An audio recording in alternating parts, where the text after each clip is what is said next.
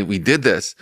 In the same way, I want to constantly work on myself to become a better person. If I say something in anger that I regret, I want to go back and really work on myself rather than just tell an AI to, from now on, always filter what I write so I don't have to work on myself, because then I'm not growing.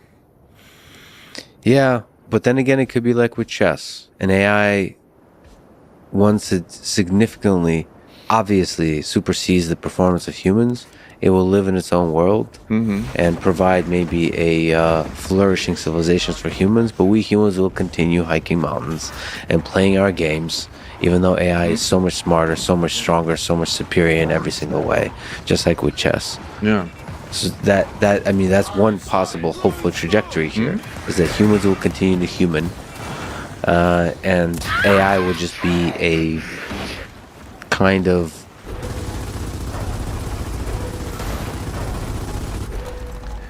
a medium that enables the human experience to flourish. Yeah. I would phrase that as rebranding ourselves from Homo sapiens to Homo sentience. You know, right now, sapiens, the ability to be intelligent, we've even put it in our species name.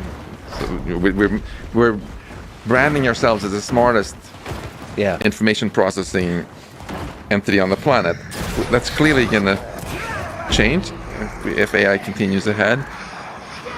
So maybe we should focus on the experience instead, the subjective experience that we have with Homo sentience, and say, well, that's what's really valuable. The love, the connection, the other things. And get off our high horses and get rid of this hubris that only we can do integrals. So consciousness, the subjective experience, is a fundamental value to what it means to be human. Make that the priority. That feels like a hopeful direction to me, but that also requires more compassion, not just towards other humans because they happen to be the smartest on the planet, but also towards all our other fellow creatures on this planet. And I personally feel right now we're treating a lot of farm animals horribly, for example, and the excuse we're using is, oh, they're not as smart as us. But if we admit that we're not that smart in the grand scheme of things either in the post-AI epoch, then surely we should value the subjective experience of a cow also. Well, allow me to briefly look at the book, which at this point is becoming more and more visionary, that you've written, I guess over 5 years ago, Life 3.0. So, first of all, 3.0. What's 1.0? What's 2.0? What's 3.0? And how's that vision sort of evolved?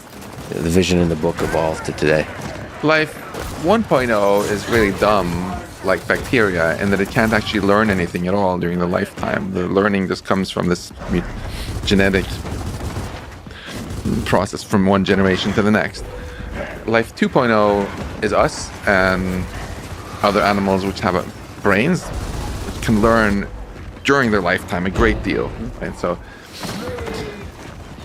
and you were born without being able to speak English, and at some point you decided, hey, I want to upgrade my software. Let's install an English-speaking module. So you did. And Life 3.0, which does not exist yet, can replace not only its software the way we can, but also its hardware. And that's where we're heading towards at high speed. We're already maybe 2.1 because we can, put in an artificial knee, pacemaker, etc. And if Neuralink and other companies succeed, it will be like 2.2, etc. But what the companies trying to build AGI are trying to make is, of course, full 3.0, and you can put that intelligence in something that also has no biological basis whatsoever. So less constraints and more capabilities, just like the leap from 1.0 to 2.0. There is nevertheless, you speaking so harshly about bacteria, so disrespectfully about bacteria, there is still the same kind of magic there that permeates Life 2.0 and 3.0. It seems like maybe the thing that's truly powerful about life, intelligence, and consciousness was already there in 1.0? Is it possible? I think we should be humble and not be so quick to make everything binary and say either it's there or it's not. Clearly, there's a great spectrum, and there is even controversy about whether some unicellular organisms like amoebas can maybe learn a little bit. After all, so apologies if I offended any bacteria here. Yeah. It wasn't my intent. It was more that I wanted to talk up how cool it is to actually have a brain. Yeah. Where you can learn dramatically within your lifetime. Typical human. And the higher up you get from 1.0 to 2.0 to 3.0, the more you become the captain of your own ship, the master of your own destiny, and the less you become a slave to whatever evolution gave you, right? By upgrading our software, we can be so different from previous generations and even from our parents, much more so than even a bacterium, no offense to them. And if you can also swap out your hardware, take any physical form you want, of course, it's really the sky's the limit. Yeah, so it accelerates the rate at which you can perform the computation that determines your destiny. Yeah, and I think it's worth commenting a bit on what you means in this context also, if you swap things out a lot, right? This is controversial, but my current understanding is that life is best thought of not as a bag of meat or even a bag of elementary particles, but rather as a system which can process information and retain its own complexity, even though nature is always trying to mess it up. So it's all about information processing, and that makes it a lot like something like a wave in the ocean, which is not it's water molecules, right? The water molecules bob up and down, but the wave moves forward. It's an information pattern. In the same way, you, Lex, you're not the same atoms as during the first Time you did with me. You've swapped out most of them, but it's still you. Yeah. And the information pattern is still there. And if you could swap out your arms and whatever, you can still have this kind of continuity. It becomes much more sophisticated sort of wave forward in time where the information lives on. I lost both of my parents since our last podcast, and it actually gives me a lot of solace that this way of thinking about them, they haven't entirely died, because a lot of mommy and daddy's sorry, I'm getting a little emotional here, but a lot of their values and ideas and even jokes and so on, they haven't gone away, right? Some of them live on. I can carry on some of them, and they also live on a lot of other people. So in this sense, even with Life 2.0, we can, to some extent, already transcend our physical bodies and our death. And particularly if you can share your own information, your own ideas with many others, like you do in your podcast, then, that's the closest to immortality we can get with our bio bodies. You carry a little bit of them in you, in some sense. Yeah. Do you miss them? Do you miss your mom and dad? Of course. What did you learn about life from them, if it can take a bit of a tangent? Oh, so many things. For starters, my fascination for math and the physical mysteries of our universe. You got a lot of that from my dad, but I think my obsession for really big questions and consciousness and so on, that actually came mostly from my mom. And what I got from both of them, which is a very core part of really who I am, I think is this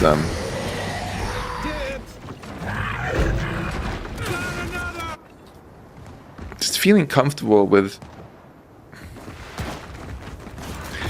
not buying into what everybody else is saying, just doing what I think is right. They both very much just, did their own thing, and sometimes they got flack for it, and they did it anyway. That's why you've always been an inspiration to me. That you're at the top of your field and you still you're still willing to tackle the big questions in your own way. You're one of the people that represents MIT best to me. You've always been an inspiration in that. So it's good to hear that you got that from your mom and dad. Yeah, you're too kind. But yeah, I mean, the good reason to do science is because you're really curious. You want to figure out the truth. If you think this is how it is, and everyone else says no, that's bullshit, and it's that way,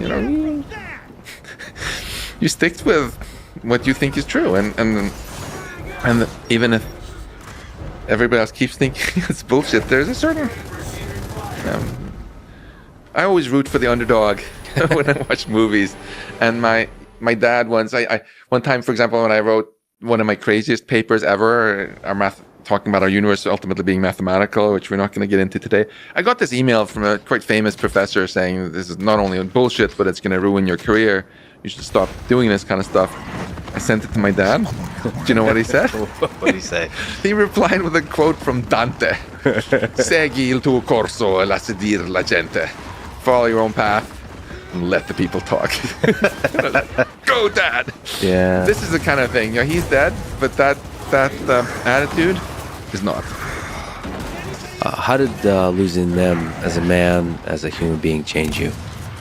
How did it expand your thinking about the world? How did it expand your thinking about, this thing we're talking about, which is humans creating another living, sentient, perhaps, being? I think it mainly due to two things. One of them, just going through all their stuff after they had passed away and so on, just drove home to me how important it is to ask ourselves, why are we doing these things we do? Because it's inevitable that you look at some things they spent an enormous time on and you ask, in hindsight, would they really have spent so much time on this, or would they have done something that was more meaningful? So I've been looking more in my life now and asking, why am I doing what I'm doing? And I feel it should either be something I really enjoy doing, or it should be something that I find really, really meaningful because it helps humanity. And if it's in none of those two categories, maybe I should spend less time on it.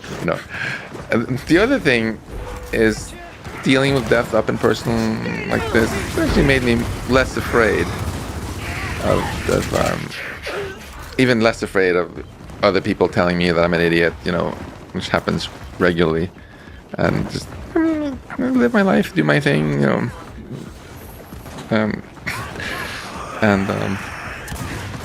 it made it a little bit easier for me to focus on what I feel is really important. What about fear of your own death?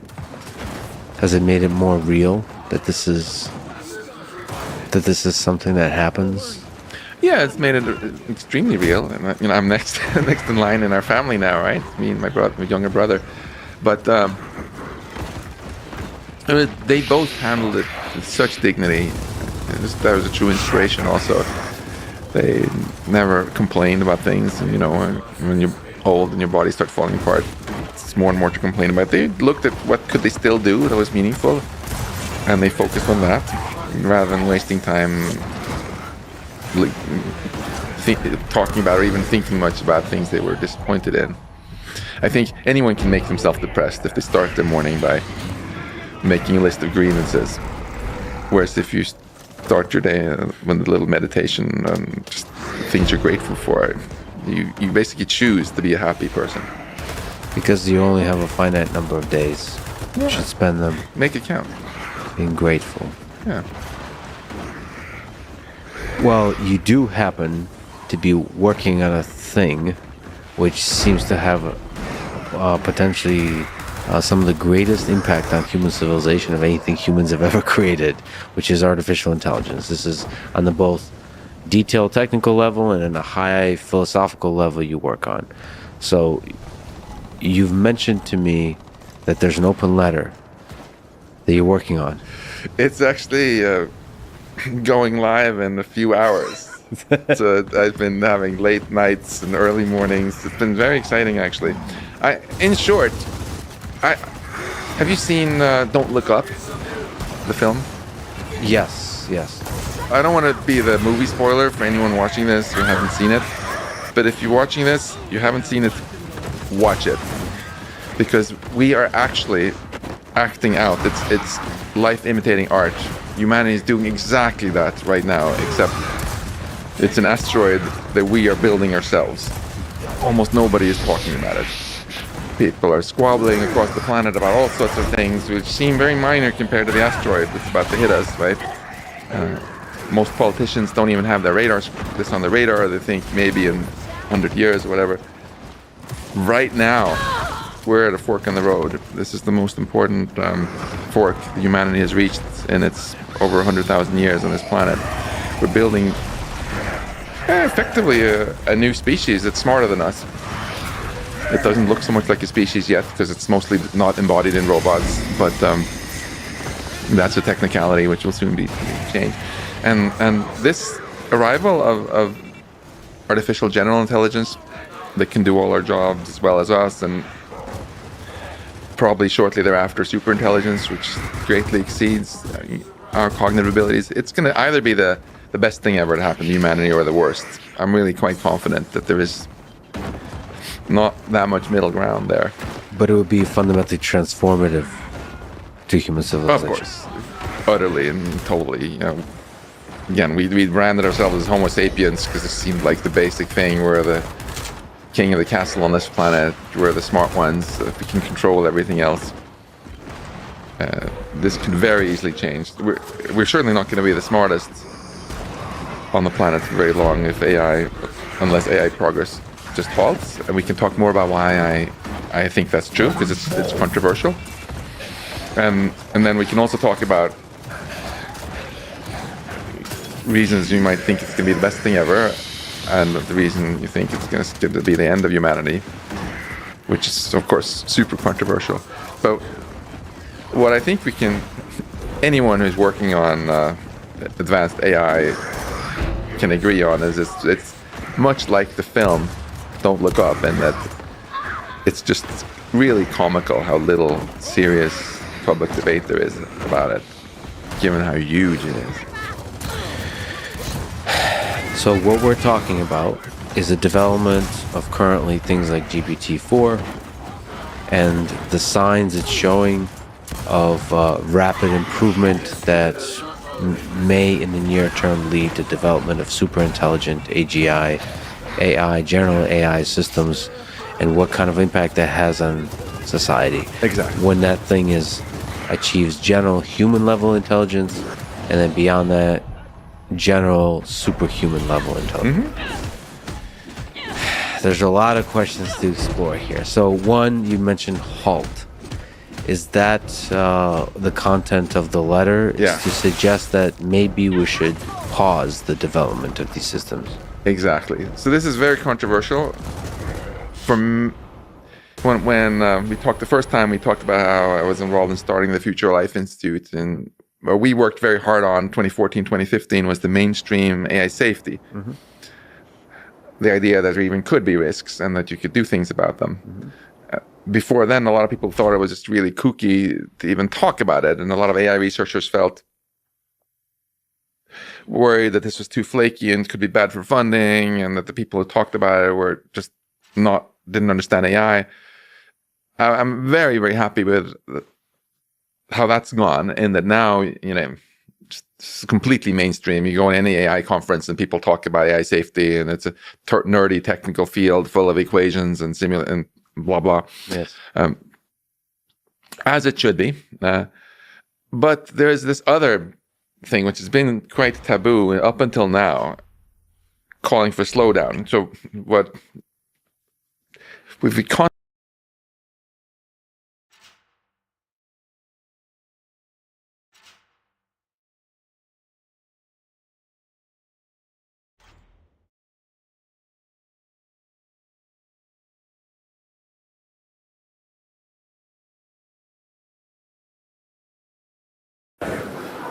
All right, hello everybody.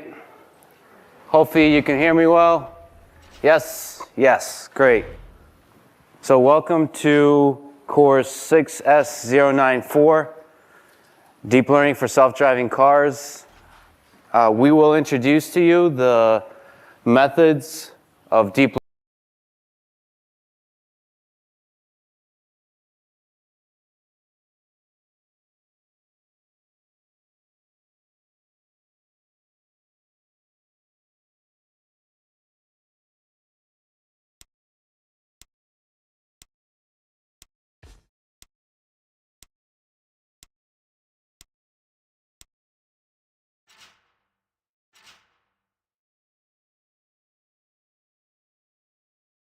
What are you excited about right now in terms of deep learning? I'm excited about this machine translation, even though I myself haven't made any direct contribution to it.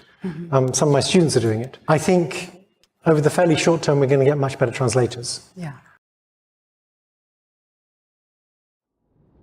As part of MIT course 6S099, Artificial General Intelligence, I've gotten a chance to sit down with Max Tegmark. He is a professor here at MIT. He's a physicist, spent a large part of his career studying the mysteries of our cosmological universe, but he's also studied and delved into the beneficial possibilities and the existential risks of artificial intelligence. Amongst many other things, he's the co-founder of the Future of Life Institute, author of 2 books, both of which I highly recommend. First, Our Mathematical Universe. Second is Life 3.0. He's truly an out-of-the-box thinker and a fun personality, so I really enjoy talking to him. If you'd like to see more of these videos in the future, please subscribe and also click the little bell icon to make sure you don't miss any videos. Also, Twitter, LinkedIn, agi.mit.edu if you want to watch other lectures or conversations like this one. Better yet, go read Max's book, Life 3.0. Chapter 7 on goals is my favorite. It's really where philosophy and engineering come together, and it opens with a quote by Dostoevsky: "The mystery of human existence lies not in just staying alive, but in finding something to live for." Lastly, I believe that every failure rewards us with an opportunity to learn. In that sense, I've been very fortunate to fail in so many new and exciting ways.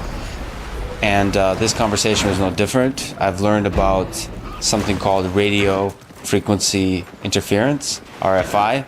Look it up.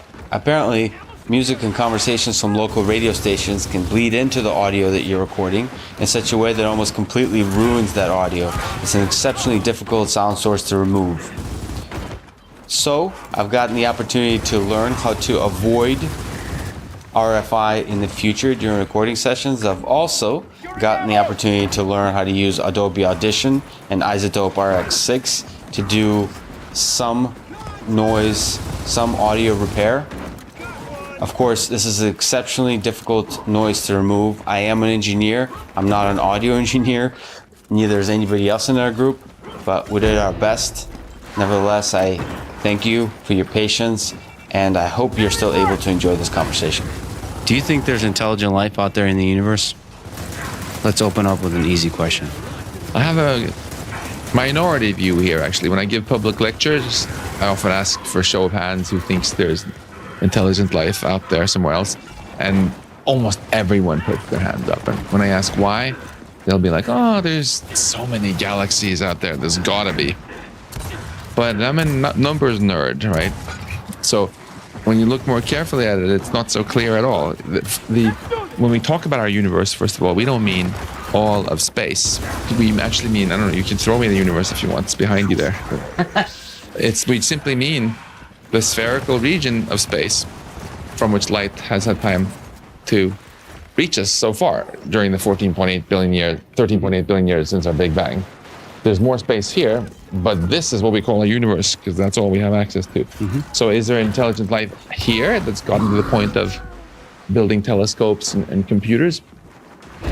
My guess is no, actually. The probability of it happening on any given planet is some number we don't know what it is. And what we do know is that the number can't be super high because there's over 1 billion Earth-like planets in the Milky Way galaxy alone, many of which are billions of years older than Earth. And aside from some UFO believers, there isn't much evidence that any super advanced civilization has come here at all. And so that's the famous Fermi paradox, right? And then if you work the numbers, what you find is that if you have no clue what the probability is of getting life on a given planet, so it could be 10 to the minus 10, 10 to the minus 20, or 10 to the minus 2, any power of 10 is sort of equally likely if you want to be really open-minded. That translates into it being equally likely that our nearest neighbor is 10 to the 16 meters away, 10 to the 17 meters away, 10 to the 18. By the time you get much less than 10 to the 16 already, we pretty much know there is nothing else that close. And when you get beyond Because they 10, would have discovered us. they would have been discovered us long ago, or if they're really close, we would have probably noted some engineering projects that they're doing. Yeah.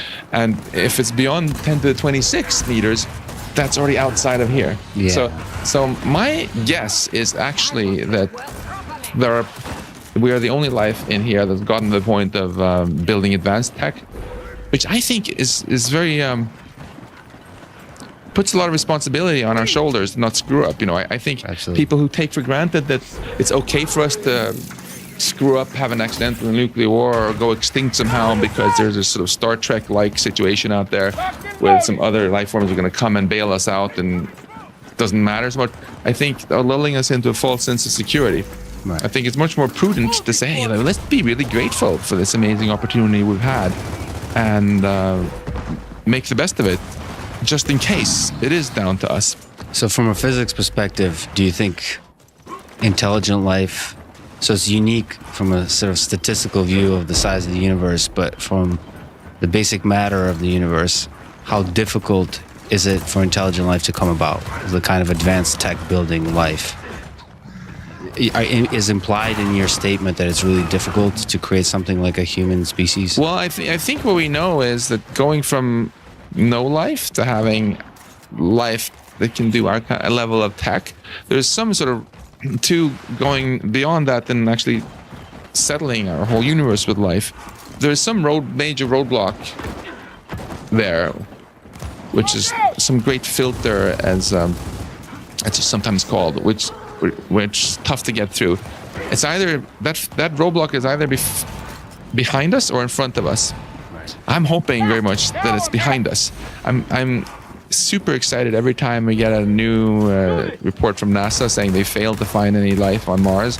Like, yes, awesome, because that suggests that the hard part maybe it was getting the first ribosome or some very low level kind of stepping stone, so that we're home free. Because if that's true, then the future is really only limited by our own imagination. It would be much suckier if it turns out that this level of life is kind of a dime a dozen, but maybe there's some other problem, like as soon as a civilization gets advanced technology, within 100 years they get into some stupid fight with themselves and poof. Yep. No, that would be a bummer. Yeah. So you've explored the mysteries of the universe, the cosmological universe, the one that's between us today. I think you've also begun to explore the other universe, which is sort of the mysterious universe of the mind, of intelligence, of intelligent life. So is there a common thread between your interest or the way you think about space and intelligence? Oh yeah. When I was a teenager, I was already very fascinated by the biggest questions, and I felt that the two biggest mysteries of all in science were our universe out there and our universe in here. Yeah. So it's quite natural after having spent a quarter of a century.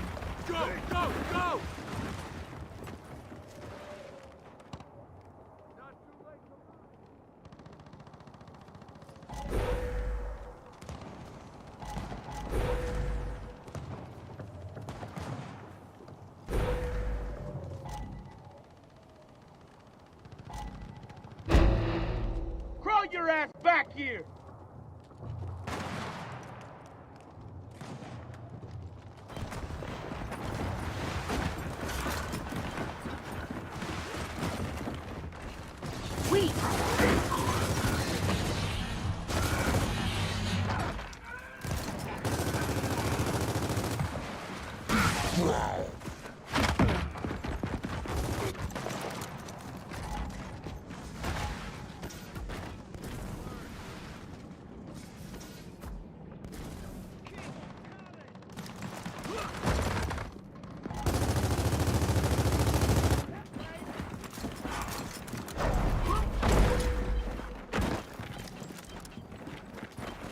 go!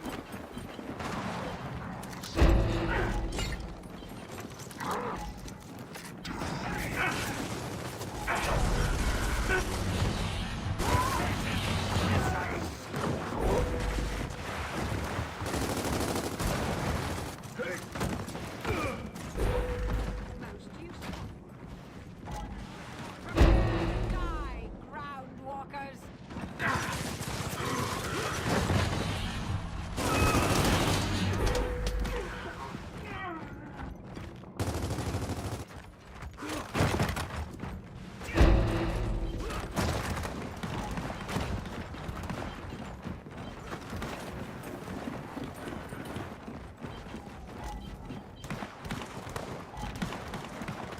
Throwing smoke! Come on, baby, die for Papa!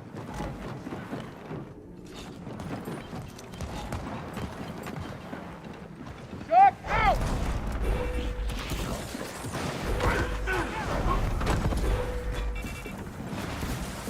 Cog style.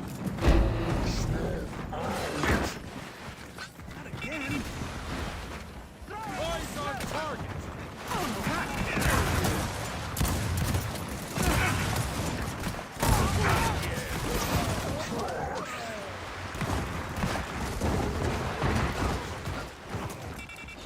Smoke out!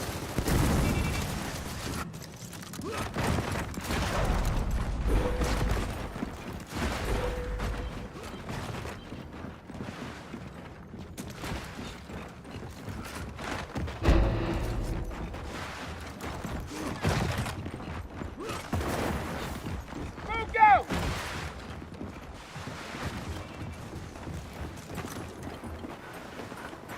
Engaging! Aye.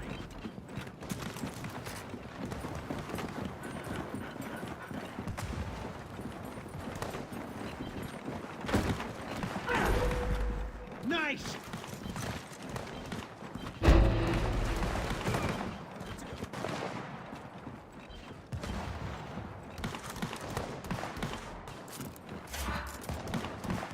Where are you going?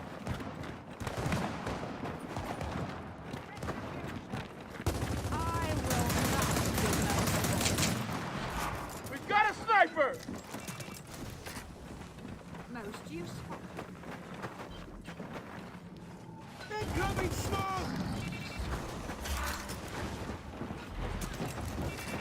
Come on, show me what you got!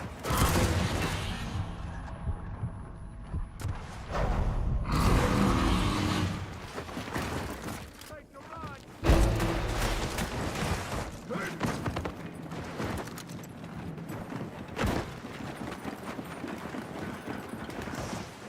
Ha! Now I'm happy!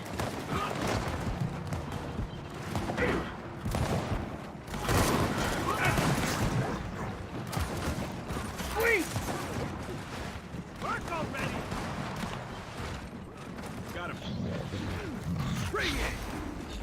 Grenade planted!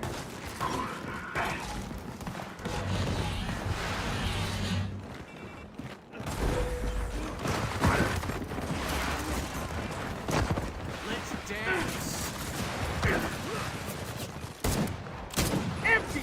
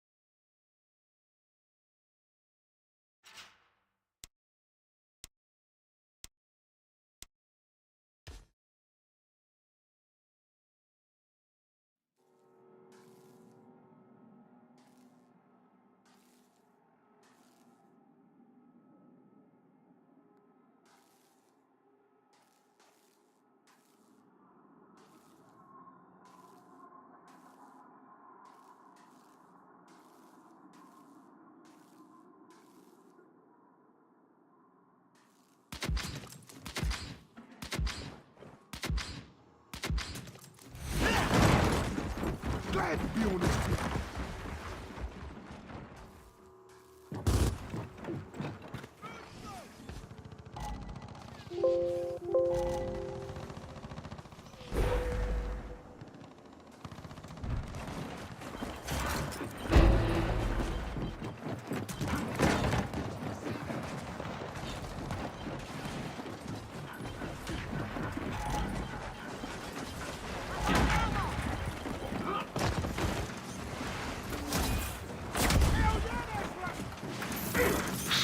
Dead!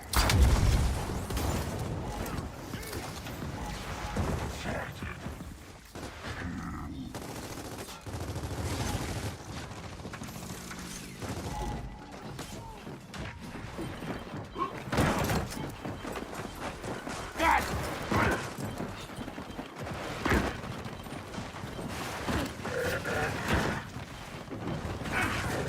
Go, go!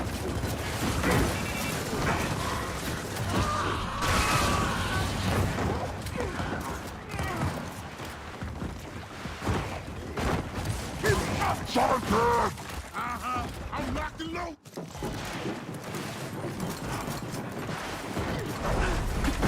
Nice!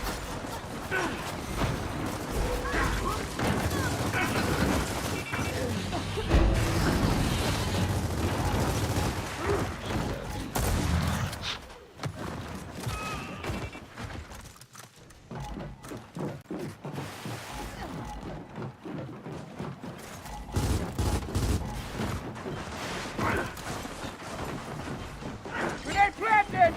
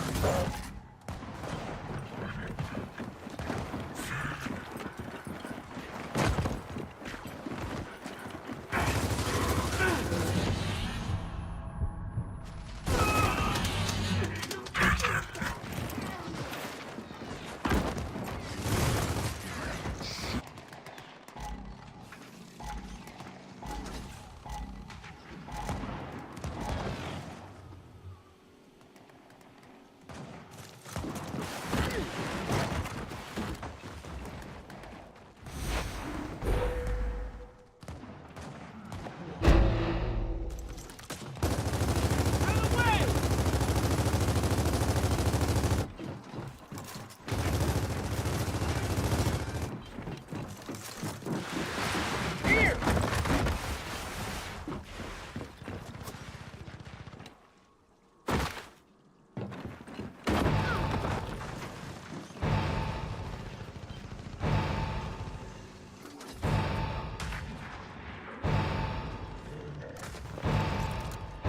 Ah!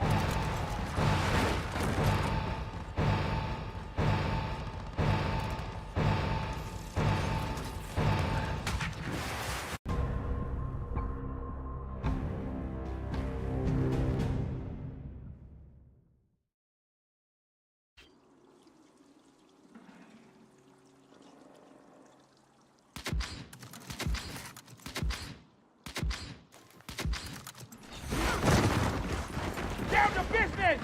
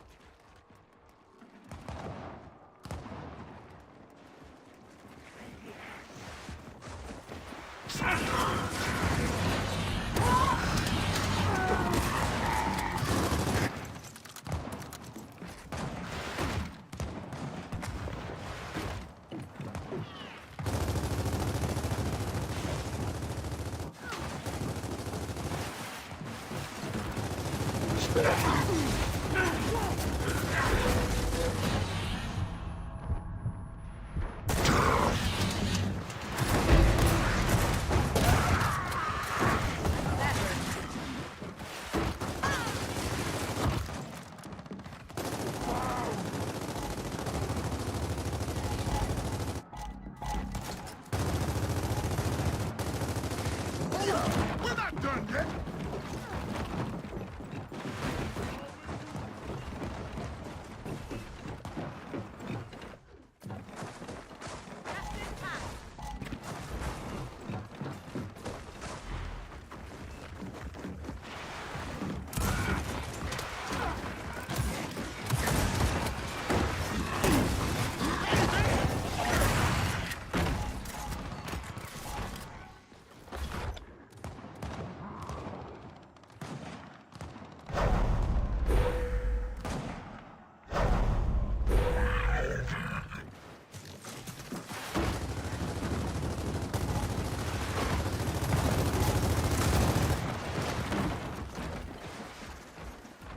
Now we're talking. Incoming shot!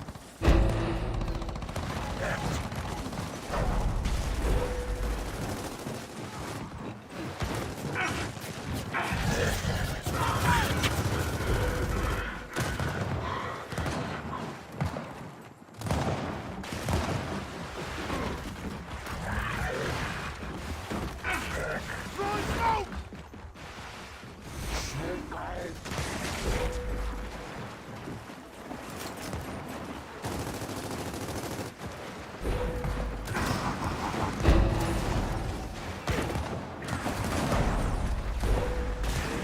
Pathetic hominids.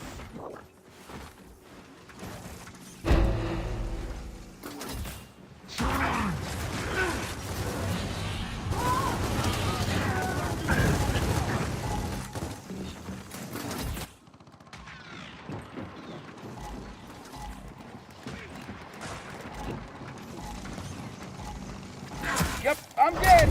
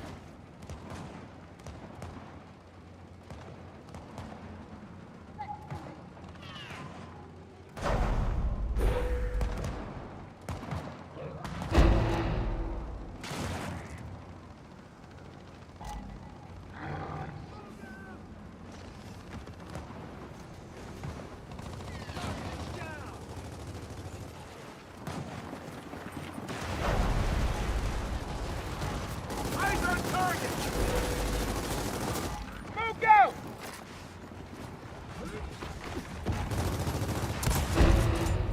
Throwing smoke! Incoming smoke! Down they go!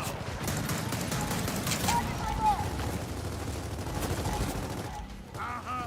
I'm locked and loaded.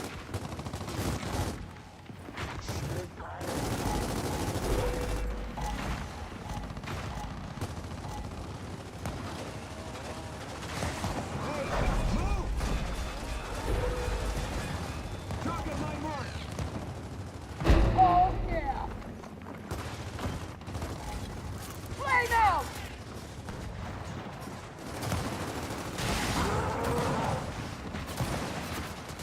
Test.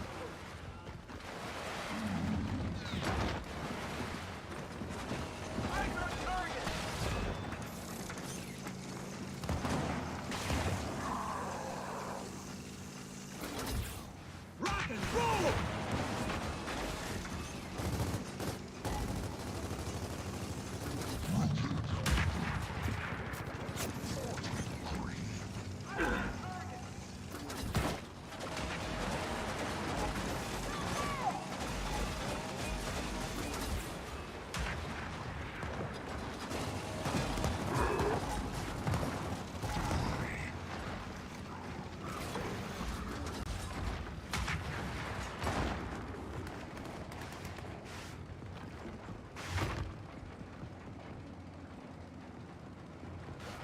Rock and roll!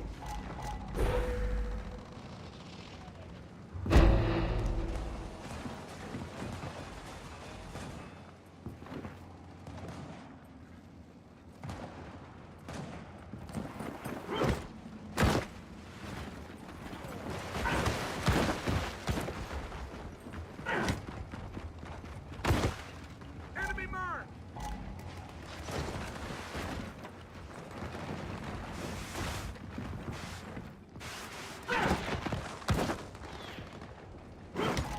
Come get me!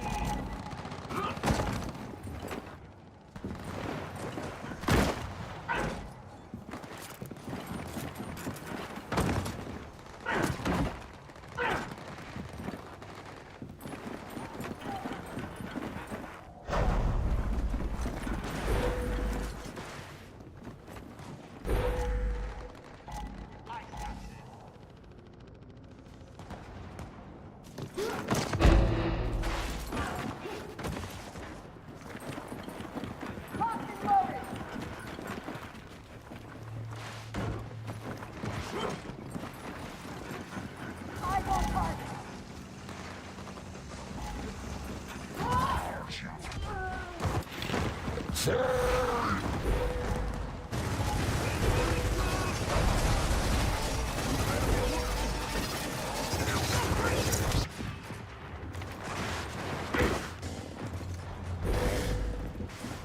Contact!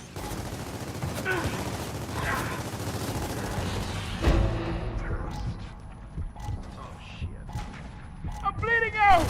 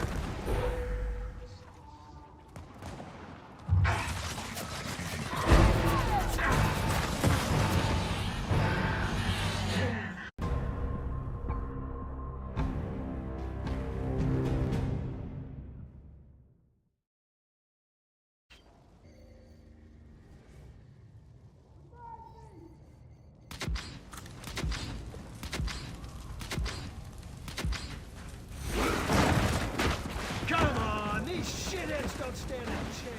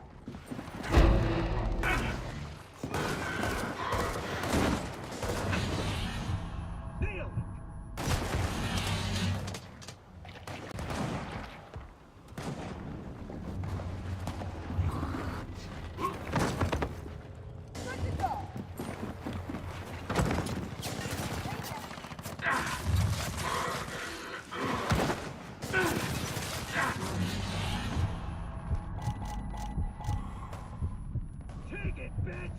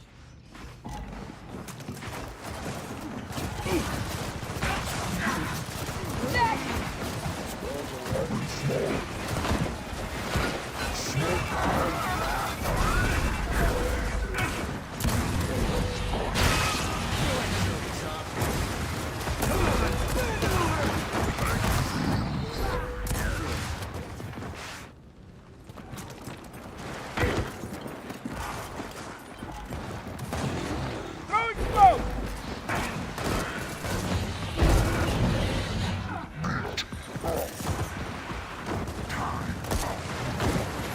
Incoming frag!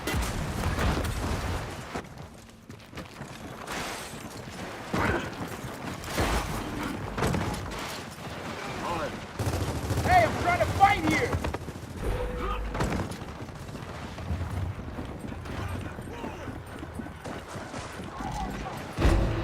Just getting started, man!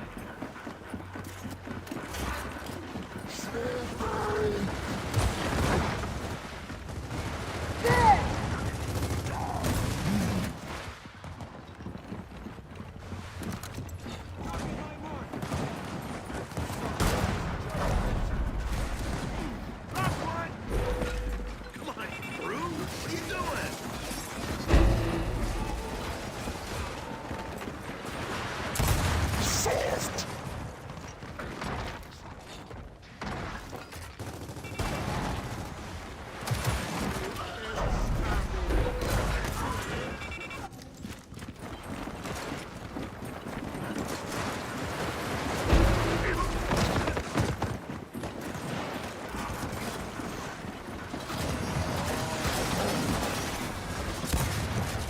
Enemy contact!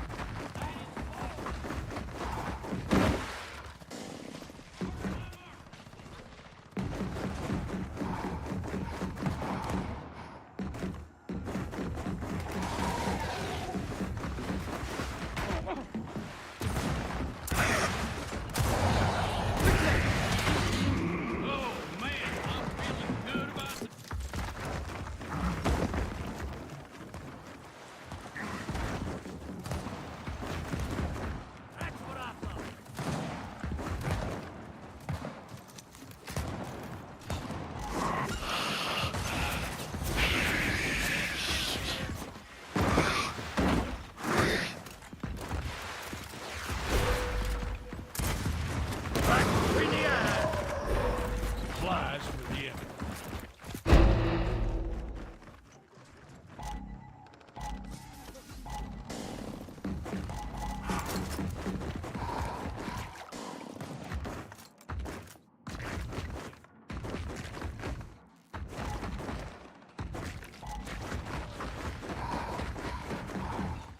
Throwing shock! That'll get it to it.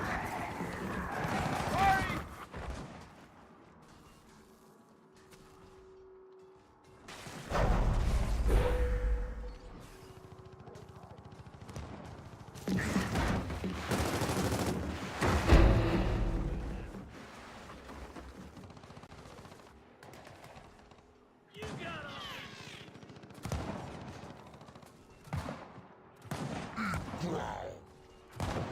Look at my mark!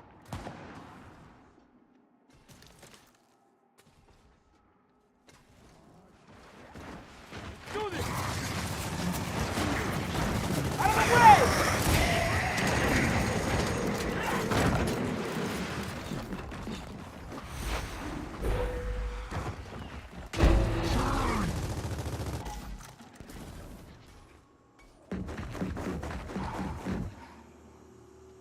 That's how it's done. Throwing smoke!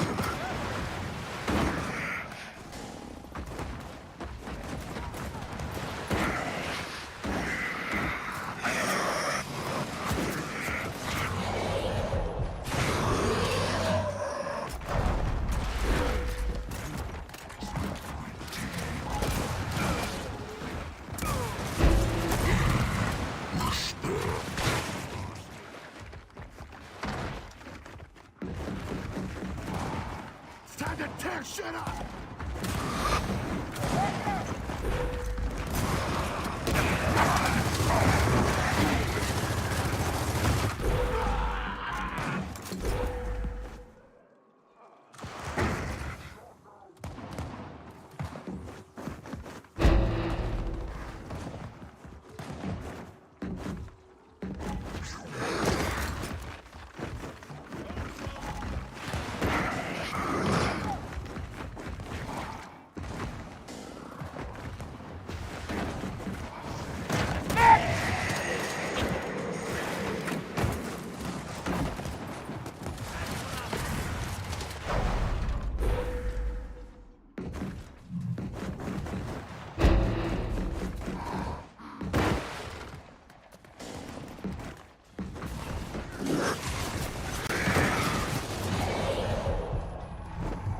Now, how do we finish this?